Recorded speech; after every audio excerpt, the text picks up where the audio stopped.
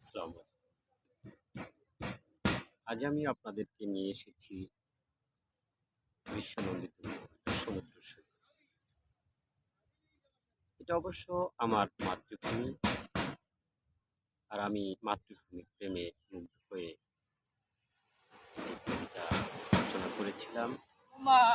আর সেই কবিতার নাম হল স্রষ্টার নাম। রচনায় আমি কবি এম এ হানিফ সরদার। হে আমার মাতৃভূমির লোকেটা, তুমি কত সুন্দর।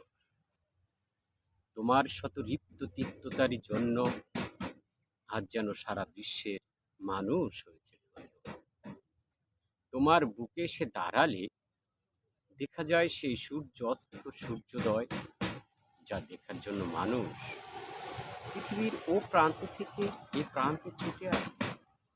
তোমার বুকে এসে পাওয়া যায় সেই মহান সৃষ্টিকর্তার শ্রেষ্ঠতার পরিচয়।